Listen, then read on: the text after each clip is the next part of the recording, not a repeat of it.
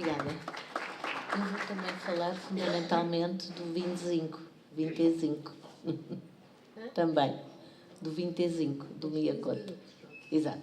Bom, então, retenho tudo o que a Teresa disse e, continuando, os ecos do 25 de Abril e as consequências que vão acontecer por esse mundo fora vão estar em todos os países praticamente do mundo, mas com muita acuidade na África subsaariana. E é assim... Está bem agora? Está bem. E é assim que... Perdão. Nos jornais que eu consultei juntamente com a Teresa, o que é que nós encontramos? Por exemplo, no dia 26 de Abril, na capital, diz-se assim: Luanda, como disse o Adolfo Maria, Angola espera a informação oficial. Moçambique, um telegrama da Reuters de Joanesburgo, e também a Rodésia, pedidos de informações. Moçambique, ponto-chave da Rodésia, bomba na África Austral. E é também um comunicado do FNLA e também o interesse da ONU sobre a questão, sempre a mesma questão, não vou repetir o que a Teresa disse, portanto, a questão é saber qual é a posição do movimento das Forças Armadas e da Junta de Salvação Nacional, que aparece muitíssimo no estrangeiro, sobre as colónias. Portanto, é a independência, a autodeterminação, é a continuação da guerra e sentimos que, por todo o lado, isto não quer continuar. Entretanto, mesmo no dia 26 de Abril, muitíssimo interessante, é uma notícia que nos vem de Nairobi. Os acontecimentos em Lisboa arrancaram uma das pernas do banco racial em que se encontraram sentados confortavelmente há tanto tempo a África do Sul, a Rodésia e Portugal, segundo afirma hoje o East African Standard. É também no Diário de Lisboa que nos aparece os movimentos de libertação face aos acontecimentos em Portugal. E lê-se no segundo parágrafo desta notícia: o PAIGC não vê qualquer movimento de modificação no sistema colonial português. Esta notícia foi veiculada em Dakar. Em Kinshasa, o Oldan Roberto recusa-se a fazer declarações até que a situação evolua. Em Salisbúria, o ANC afirma que será enormemente afetada a situação dos países governados pelos brancos na África Austral.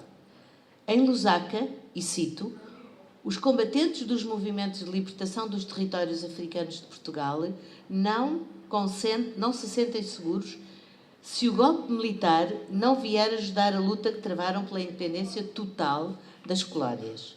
Ainda no Diário de Lisboa, vê-se uma notícia da imprensa francesa, que é também apoiada pela imprensa nova-iorquina e pela imprensa italiana. Uma outra notícia, oriunda das Nações Unidas, apresenta uma situação, de certo modo, caricata. São postas em dúvida, no dia 26, são postas em dúvida na ONU as credenciais da delegação portuguesa. Portanto, no dia 26, a delegação portuguesa ainda tem as credenciais do governo anterior, não é? Portanto, já no dia 26, em plenas Nações Unidas, esta é posta em dúvida isto. A seguir, o dia 27 de Abril, o Século diz, na página 8, os guerrilheiros estão prontos para o diálogo. Era o dia 27, só que em Portugal nós sabemos, pelas notícias, que a Junta de Salvação Nacional não havia meio de se pronunciar.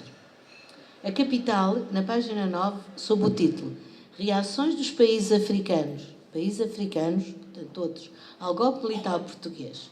Um telegrama, portanto, várias reações. Um telegrama de Idi Amin só reconhece o governo da Junta de Salvação Nacional se a independência dos países africanos for concedida. Igualmente, veio uma posição do Ghana, do Quênia e de todos dos países limítrofes. Concluindo, e a propósito de Moçambique, foi curiosa uma notícia que veio no Expresso do dia 4 de abril, isto porque a situação em Moçambique é bastante ambígua, em que temos na página 5, Moçambique, manifestação a favor da Frelimo. Na página 12 do mesmo jornal, isto já no dia 4 de maio.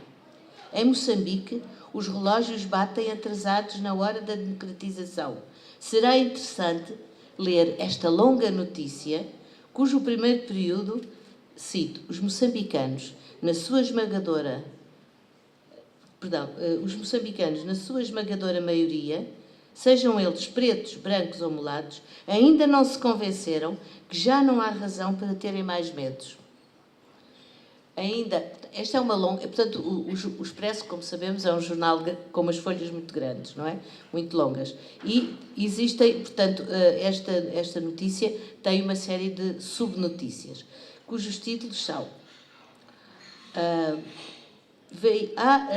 manobras da reação, veículos e baluartes da reação, atividade democrática, Gumo, um programa ultrapassado, a libertação de presos políticos, a Associação Académica na Vanguarda, o Barómetro da Informação. Esta notícia bastante grande, é feita por Ariosa Pena, que eu depois vim a ver que é um dos grandes jornalistas de Moçambique que eu desconhecia. Em complemento destas notícias, eu passava rapidamente a pena pelo 25 do Miyakoto. Como sabemos, em 1999, a Editorial Caminho, para festejar os 25 anos do 25 de Abril, portanto, as Bodas de Prata, lança uma coleção de 11 títulos. 2 africanos, portanto, Miyakoto com 25 e Germano Almeida com Dona Pura e os Camaradas de Abril. Os 25 anos decorridos entre 74 e 99 dão a Miyakoto, não gosto muito de ler, vou tentar falar, dão a Miyakoto a possibilidade de também refletir sobre o que aconteceu em Moçambique no espaço destes 25 anos e como isto se vai pegar com o facto de os medos, as indecisões ainda que aconteceram em Moçambique. Como sabemos, também como em Angola, não foi fácil.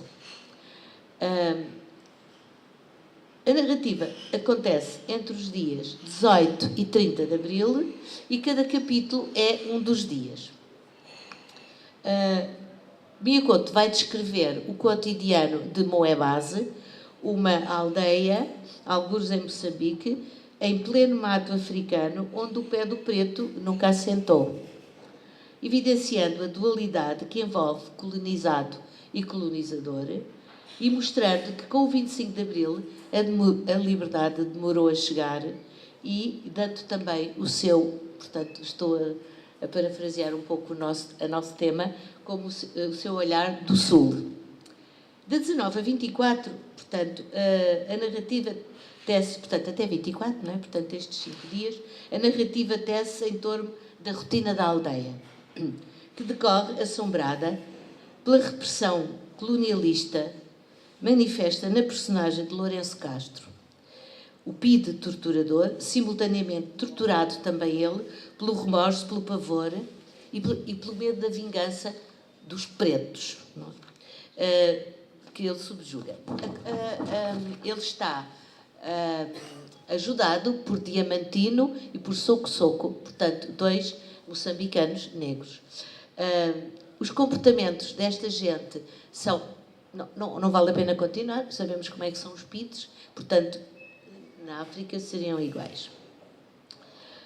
Entretanto, Lourenço, e isto é importante porque é um facto, e sabemos que, portanto, isto é um facto que toda a gente sabe, embora muitas vezes não tenha aparecido, era qualquer coisa que decorria no nosso inconsciente, sobretudo nós que somos de famílias informadas, mesmo antes do 25 de Abril. Também o meu pai era um comunista sem ninguém saber, sem a família saber, evidentemente.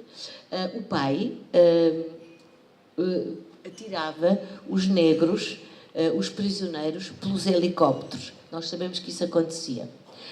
E que ele próprio acabou por se despenhar num emaranhado, portanto, estou a citar Miyakoto, no amaranhado de pernas dos membros inferiores dos presos que, arrumados em prévia combinação, o arrastaram para o vazio a partir do helicóptero.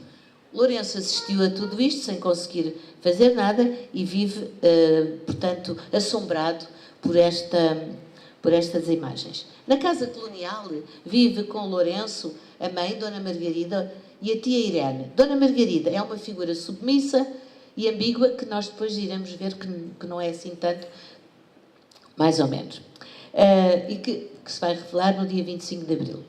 E a tia Irene, pelo contrário, é a portuguesa branca, assimilada do avesso, que se descaminhara e se misturara com os pretos. Margarida põe numa página do seu diário, e que é a epígrafe do dia 20 de Abril: ninguém nasce desta ou daquela raça, só depois nos tornamos pretos, brancos ou de outra qualquer raça. Na outra margem, no Moebase, vão viver aqueles cujo telhado é de zinco, uma vez que a obra é o 25, não é? Gessumina, a feiticeira, Custódio Juma, o dono de uma oficina, Marcelino, que é o namorado de Irene e que é preso por vingança de Lourenço, e aí morto, na prisão. O cego Andaré de Chuvisco, que é uma personagem bastante importante, tal como Gessumina, bastante importante no romance. Não estou a analisar o romance, estou apenas a fazer o levantamento das questões que são importantes para o que estamos a falar, para o 25 de Abril. Estas personagens são os oprimidos, com as suas características, representam, portanto, o espaço sociocultural do afro-moçambicano. No dia 25, portanto, no 25 de Abril, o Dr. Peixoto, o médico, vai à casa dos brancos transmitir uma notícia absolutamente inquietante. Na rádio, dizem que houve um golpe de Estado, caiu o regime. Houve um golpe em Lisboa. Este facto acontecido lá longe vai subverter o status que é em Moembase, embora Lourenço não reconheça a realidade.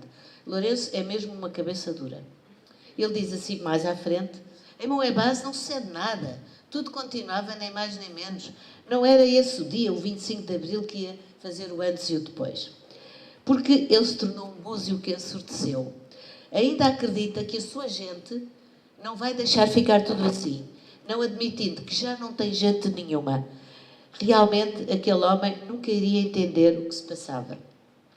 Miyakoto vai representar as atitudes de muitos dos colonizadores, fundamentalmente em Margarida. Margarida, que até esse dia era a sombra do filho, diz, quando sabe da notícia no dia 25, até que enfim aconteceu. Deus seja louvado. Nós não esperávamos isto de Margarida.